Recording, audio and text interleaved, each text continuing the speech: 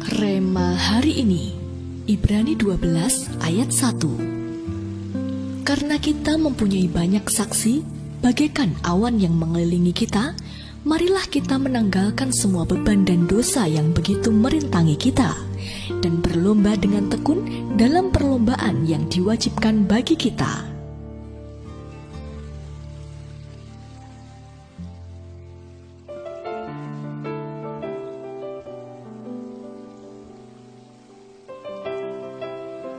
Hambar, beku dan dingin, seolah-olah tidak merasakan apa-apa. Itulah yang dirasakan ketika seseorang berada dalam kondisi tawar hati.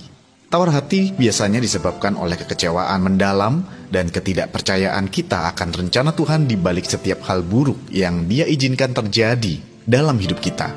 Kondisi hati inilah yang seringkalinya digunakan iblis sebagai salah satu titik lemah untuk menggagalkan rancangan Tuhan yang penuh kemuliaan bagi hidup kita. Itu juga yang dialami Musa saat ia masih muda.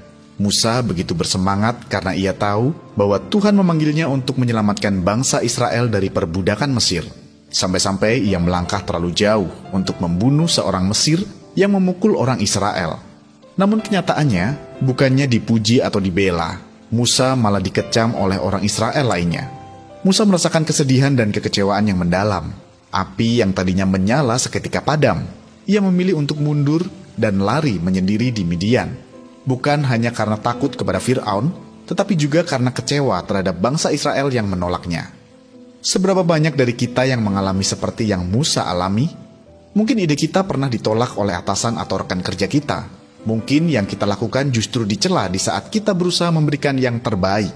Mungkin yang kita perjuangkan tidak pernah dihargai dan dipandang sebelah mata. Hal inilah yang membuat kita kecewa dan mulai kehilangan api semangat kita, sehingga rencana Tuhan seolah gagal tercapai dalam hidup kita. Oleh karena itu, mulai hari ini, ambil langkah untuk berdoa agar mengalami pemulihan. Biarkan api Tuhan turun atas kita, dan kobarannya memulihkan hati serta membangkitkan api kebangunan rohani di hidup kita. Seperti Musa yang berjumpa dengan api Tuhan dan dibangkitkan kembali. Kita pun akan dibangkitkan kembali untuk terus melangkah mencapai rencana besar Tuhan atas kita. Masih adakah kekecewaan yang Anda simpan selama ini? Kekecewaan dalam hal apakah itu? Menurut Anda, mengapa kekecewaan dapat memadamkan api dan membuat kita gagal mencapai rencana Tuhan? Bagaimana cara Anda agar dapat menang dari rasa kecewa dalam hidup Anda? Tuliskanlah.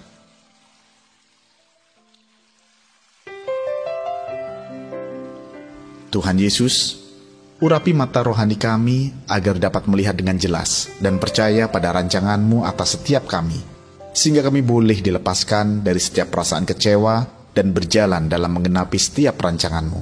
Karena kami percaya, rencana-Mu dalam hidup kami adalah yang terbaik. Di dalam nama Tuhan Yesus, kami berdoa. Amin. Ingat, kekecewaan bisa memadamkan api dan membuat kita gagal mencapai rencana Tuhan.